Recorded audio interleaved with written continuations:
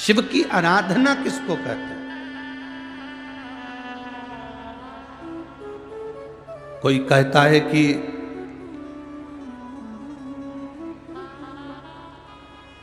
क्यों भटक रहे हो, क्यों जा रहे हो यहां वहां। हम कहते हैं तुम भटको भी मत, कहीं मत जाओ।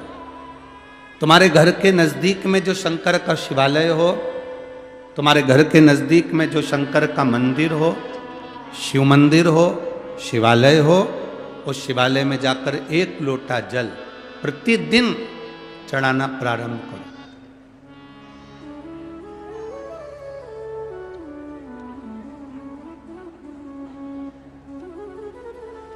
जो प्रतिदिन भगवान शंकर के मंदिर में एक लोटा जल समर्पित करता है, उसका हाथ महादेव पकड़ लेता है, फिर ऐसे ही नहीं छोड़ता, उसको मंजिल तक पहुंचाकर छोड़ता है।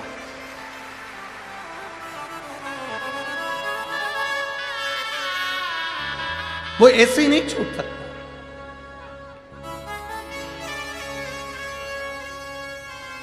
आपने अगर उस पर भरोसा करा है, हां थोड़ा कष्ट हो सकता है, थोड़ी तकलीफें आ सकती है, थोड़ा दुख आ सकता है, जिंदगी में थोड़े थोड़े तकलीफें हर मनुष्य के जीवन में आती है। कोई संत, कोई साधु, कोई गुरु, कोई ब्राह्मण, कोई बहुत बहुत बड़ा महाराज भी अगर तुमको कह दे कि उसकी जिंदगी में दुख नहीं है, तो समझ लेना कि झूठ बोल रहा।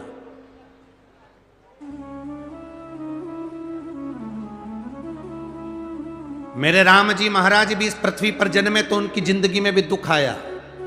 मेरे भगवान कृष्ण भी इस पृथ्वी पर जन्मे तो उनकी जिंदगी में भी दुख आया। माता जानकी भी इस पृथ्वी पर प्रगटी तो उनकी जिंदगी में भी दुख आया। राधा रानी भी इस पृथ्वी पर प्रगटी तो उनकी जिंदगी में भी दुख आया। संसार में अगर जन्म लिया है, मृत्यु लोक में अगर तुम पैदा हुए हो, पृथ्वी पर अगर तुम आए हो, तो तुम्हारी जिंदगी में दुख ये नहीं कि नहीं आएगा। हमारे पूर्व के कर्म के अनुसार हमारी जिंदगी में दुख, हमारी जिंदगी में तकलीफें आती है, पर वो दुख मिटेगा कैसे?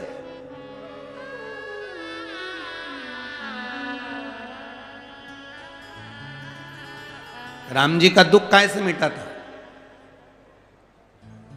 राम पथ गमन में जहां जहां चलकर देखो, चलो आपके पास में है पंचवटी, आपके पास में नासिक लगा हुआ है, पंचवटी लगी हुई। ये कथा 19 तारीख को पूर्ण हो जाएगी। 21 तारीख को नासिक में माता गोदावरी के तट पर पंचवटी में 5 दिवसीय कार्तिक महीने में कथा लोगों को श्रवण करने के लिए भक्तों को मिल जाएगी। आपके नजदीक में लगी है पंचवटी, चलो जाओ। जितने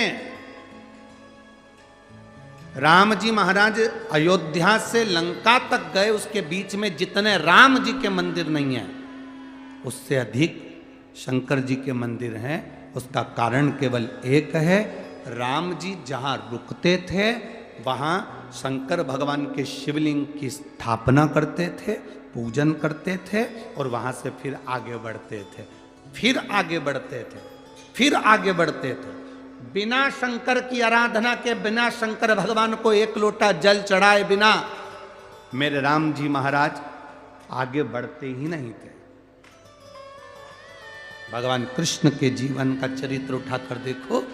मेरे ठाकुर जी का नियम था, एक लोटा जल चढ़ाए बिना कृष्ण आगे बढ़ते नहीं थे।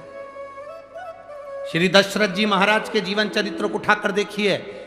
सूर्य नारायण भगवान को जल और शंकर भगवान को जल चढ़ाए बिना दशरथ जी महाराज आगे बढ़ते नहीं थे। श्री जनक जी महाराज के चरित्र को उठाकर देखिए।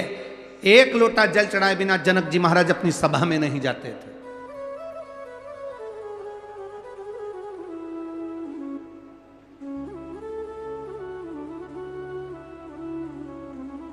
थोड़ी जिंदगी में तूफान आते हैं, कष्ट आते हैं, दर्द आता है, तकलीफें आती हैं, पर तूफान आता है तो पता चलता है ना कि मजबूती कितनी है। अभी पता चला, चला कि नहीं चला? अरे बोलो तो जम के। पता चला ना कि मजबूती कितनी है। ये हवा चलती है, तूफान आता है, तब पता चलता है मजबूती कितनी है। उसी तरह दूसरे धर्म के लोग तुम्हें डिगाने के लिए आगे बढ़ते हैं, पर तुम्हारे भीतर का सनातन धर्म दिखा देता है कि मजबूती कितनी।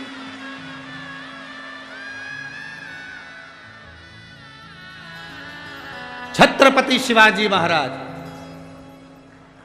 जिनकी माता ने कहा कि बेटा सामने किला है और वो किला मुझे चाहिए, शिवाजी कहते हैं माँ क्या बात करती हो, ये किला वहाँ कितना कितना सैनिकों का बल भरा पड़ा हुआ है और मेरे पास में कुछ भी नहीं है, मेरे पास कुछ भी नहीं।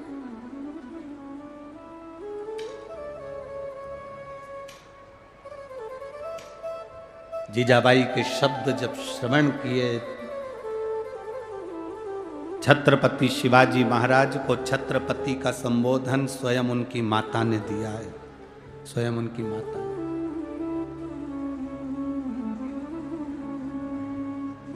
कह दिया जीजाबाई, सामने जो किला है वो मेरा है, तुझे मालूम है? हाँ मां, मैंने सुना है, ये किला अपना है, फिर कब्जा दूसरे का है। छत्रपति शिवाजी ने कहा बहुत भारी सेना है उसके पास में, बहुत बल है उसके पास में, सेना प्रबल है उसके पास में, मेरे पास इतनी सेना नहीं है। मां ने कह दिया शिवाजी तेरे बस की बात नहीं है, मैं खुद जाऊंगी और किला लेकर आऊंगी। स्वयं शिवाजी ने सुना कि मां स्वयं किला लेने के लिए जा रही है, स्वयं किला। मां